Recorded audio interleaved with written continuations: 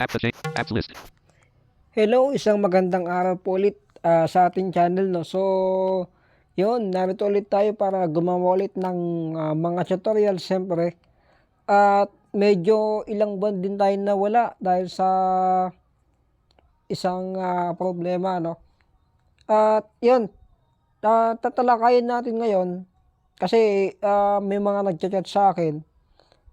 Ang dami nagchat sa akin dito nung bagong update na naman ng Messenger, na kapag daw pumasok sila sa settings, hindi na daw lumalabas lahat ng mga settings niya. Example na lang yung notification and sound. So parang kunti na lang yung lumalabas na settings kapag pinasok niya. Hindi lang sila, no, lahat naman tayo siguro. Yun, kapag pinasok natin yung settings, hindi na lahat lumalabas. So, ang daming nagchat sa akin tungkol dito. Kaya, gagawan ko na lang din ng tutorial para at least mas maraming makarinig kung paano ayusin. Pero, bago natin umpisahan, nababanggit ko nga kanina na ilang ban tayong nawala dahil sa isang problema. So, gusto ko lang ding magbigay ng ng tips sa mga kagaya ko na laging nag-update ng phone, no. So, ayun, ang nangyari kasi, yung phone na ginagamit ko dati, nag-update sa under 15. So, pagdating ng under 15 ngayon, medyo naging malag na siya. So, ang kailangan kong gawin para bumalik sa dati, kailangan kong mag-screen off o screen lock. Tapos, itap ko ulit yung power button para bumalik sa dati. Nangyari lang yun noong nag-update ito sa under 15. Ang problema pa naman, yung phone na yon ay papatapos na yung update kasi hanggang under 15 lang yung kaya niyang tanggapin. So, no choice ako kasi baka pagka nagpa-downgrade ako, baka lalo lang magkaroon ng problema, kaya inayaan ko na lang. Kaya ang ginawa ko na lang, pinag-ipunan ko na lang yung phone na ginagamit natin ngayon para makagawa ulit tayo ng tutorial. So, yung ginagamit natin ngayon ay Oppo A3X, So, sabi nila maganda daw yung Oppo A3X Kaya, sinubukan natin. Maganda naman talaga. Lalo na sa speaker. Maganda naman yung tunog. Saka malakas din yung sound niya. So, ayun.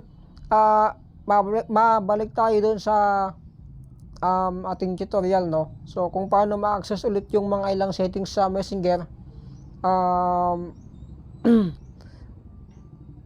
Kung paano ulit ma-access yung mga ilang settings ulit sa Messenger, check natin kung paano ayusin, no. So, pasok tayo sa Messenger. My files. Messenger. Yan, so pasukin natin to.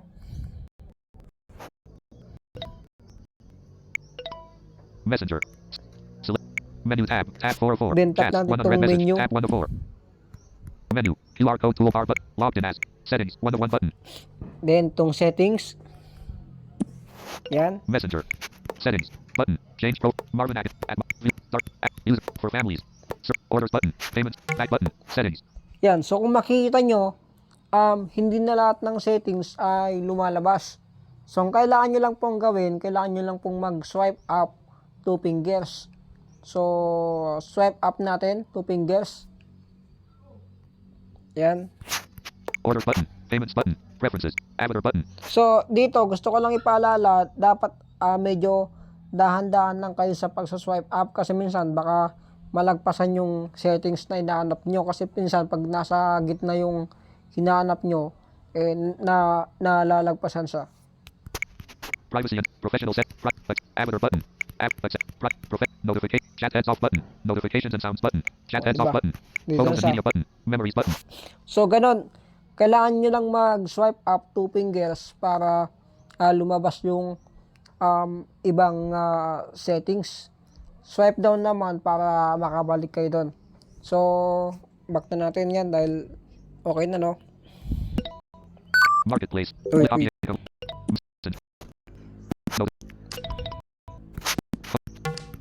YouTube revamped. Team Talk. Show key. Chrome. Chat. Phone. So, ayun nga. Gusto ko lang ding sabihin pa na hindi lang Messenger yung nagkakaroon ng ganitong problema. Halos lahat na lang application ngayon, halos ganito na yung sistema ng nila update, no? So, kailangan nyo nang mag-swipe up para makita lahat ng settings. Actually, ang nauna nito yung Samsung eh. Kasi nung una kong gamit ng Samsung, may mga ilan sang application na kailangan mong mag-swipe up para lumabas lahat ng settings. Example na lang yung yung My Files, yan. Nung Android 13 pa yung Samsung, yung My Files niyan, kailangan mong mag-swipe up para lumabas lahat ng mga folder. So, ang nangyari ngayon pala, halos Save more app messages. halos ginagaya na rin ng mga ilang application. So, yung Telegram, ganun na rin yung yung sistema niya. So, kahit nga sa Shopee, ganun na rin eh. Tapos sa Google Drive, ganun na rin halos.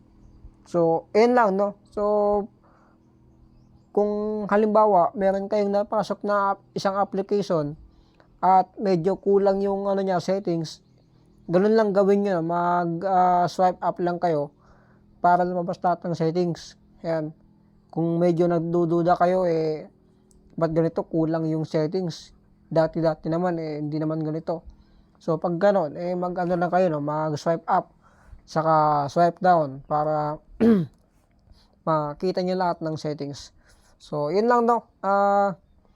Medyo maikli lang naman yung ating ngayon, tutorial. Pero kung gusto yung gawa ulit tayo ng mga tutorial, lang kayo, message lang kayo, comment, no?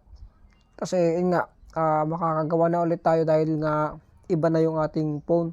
So, dahil ngayon sa dati, naging malag na noong nag-under 15. So, siguro, advice ko na lang din sa mga mahilig mag-update kagaya ko, magtanong-tanong muna kayo pagka may bagong update yung yung phone nyo, bawa Android version, bago nyo tuluyang i-update, siguro kung may mga kagaya kayo ng cellphone, na mga kaibigan ninyo, magtanong-tanong muna kayo kung maganda yung update na yon. Para at least, kumbaga, mag-isip-isip kayo kung dapat ba kayo mag-update o hindi, diba? Kasi baka magaya lang kayo na, yung nangyari sa akin dati na naging malag yung update. Ayan. So, yun lang naman, yun. Maraming salamat po muli, sa hindi alis sa aking channel at nandyan pa rin kayo. Ayan, at lalo pang dumami yung ating mga, subscriber, So, salamat po sa inyo. At magandang araw po. Tap to pause phone. Tap to pause recording. 0843. Tap to change settings. Tap to pause recording. Apps list. Paano ba to? Tap to pause recording. 0851. Tap to change settings. Tap to stop button.